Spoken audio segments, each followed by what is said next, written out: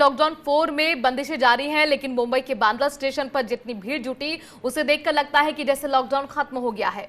घर वापसी के लिए बांद्रा स्टेशन पर हजारों लोगों की भारी भीड़ उमड़ रही है। बताया जा रहा है कि यहां से बिहार यूपी ट्रेन चलाने की अफवाह किसी ने फैला दी थी और इसके बाद बड़ी संख्या में भीड़ इकट्ठा हो गई।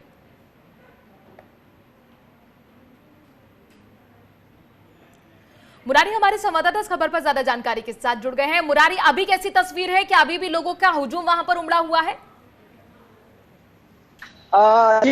जिस तरीके से यहाँ पर लोगों का हुजूम जमा हो रहा था, पुलिस घटनास्थल पर पहुंची और लोगों को वहां छुट्टी विटिर कर भीड़ कहीं न कहीं वहां से हटा दी। लेकिन जिस तरीके की अफवाह भरी एक खबर फैली थी, मानो कि मुंबई के कोने कोने से जो प्रवासी फंसे हुए मजदूर थे वो बांद्रा रेलवे स्टेशन की तरफ पलायन किए, अपने हाथों में जो सामान थे उसे समेटे हुए अपने गांव जाने के लिए पहुंच गए थे। जिस तरीके की स्थिति थी, हालांकि समय रहते रेलवे पुलिस और मुंबई पुलिस ने नियंत्रण पा लिया, नहीं तो यहाँ बड़ी संख्या में लोग इकट्ठा हो जाते थे। समय रहते ही western express highway, MG road, link road, ये तीनों रोडों को ब्लॉक किया गया। जो मजदूर चलकर पैदल या फिर ऑटो रिक्शे के जरिए बांद्रा रेलवे स्टेशन की तरफ पहुंचना चाह रहे थे, उन्हें किसी तरीके से रोका गया है। जी मुरारी, ये बताइए, सोशल डिस्टेंसिंग की तो बात ही खैर यहाँ पर छोड़ दीजिए, तस्वीरों में तो साफ नजर आ रहा है कि किस तरह से तार तार हुई है वो पालन जो करना चाहिए था सोशल डिस्टेंसिंग का। लेकिन लगभग कितने लोगों की संख्या रही होगी और ये बात कहां से शुरू हुई, कैसे फैली कि इतने सारे लोग वहां पर इकट्ठे हो जाते हैं कि यूपी और बिहार के लिए भी ट्रेनें चलाई जा रही हैं?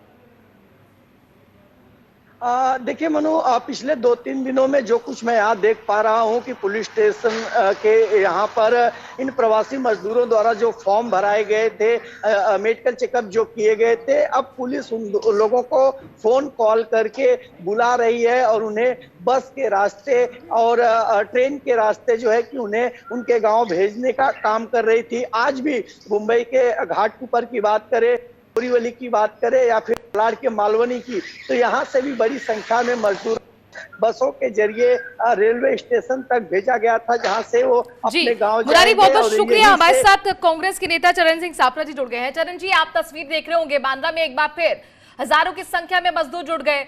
अब सवाल यह है कि ये किसकी लापरवाही कही जाए?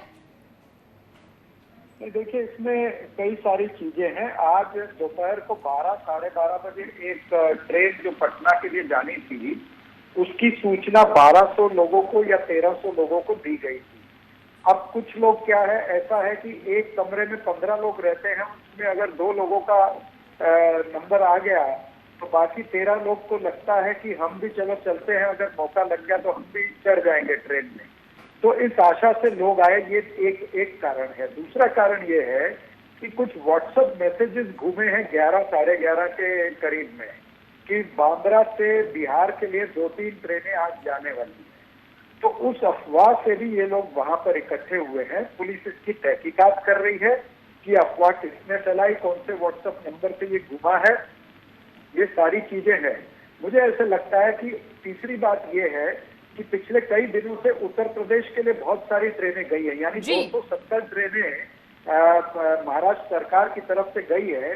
उसमें से करीबन 150 ट्रेन जो है वो उत्तर प्रदेश के लिए गई है और बिहार के लिए बिहार की सरकार ने मंजूरी मात्र 17 या 18 ट्रेनों की दी है। जी, तो कहीं ना कहीं ये लोग ये भी उत्तेजित है कि बिहार की ट्रेनें नहीं चल रही है, उत्तर प्रदेश की ज्यादा चल रही है, इसलिए इनके मन में रोष भी है। तो मुझे लगता है कि कहीं ना कहीं बिहार की सरकार को अपनी स्पीड बढ़ानी पड़ेगी। महाराष्ट्र राज्य ने कहा है रेल मंत्रालय को कि हम दिन की 100 ट्रेनें भी चलाने के लिए तैयार है, हमारे पास में इतना बैकअप है। चरण जी, शुक्रिया हमसे जुड़ने के लिए। तो चरण सिंह जी कह रहे हैं साफ तौर पर कि देखिए, यहाँ पर गुस्सा मजदूरों का इस बात पर था कि यूपी की जो बसें हैं वो ज्यादा चल रही हैं, ट्रेनें ज्यादा चल रही हैं, बिहार के लिए नहीं चल रही हैं। किरीट सोमैया जी बीजेपी के नेता जुड़ गए हैं। सर, सुन रहे होंगे आप चरण सिंह सापरा को, क्या कहना चाहेंगे? ये जो तस्वीर आपको दिख रही है, पहली बार नहीं दूसरी बार हुआ है बांद्रा स्टेशन पर।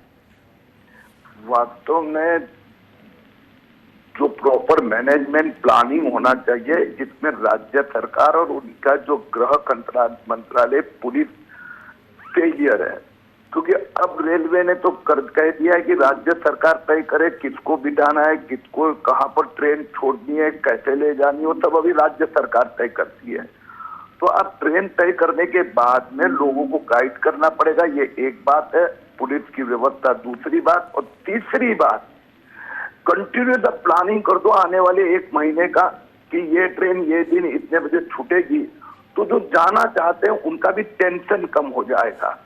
हमारी महाराष्ट्र सरकार कंफ्यूज है।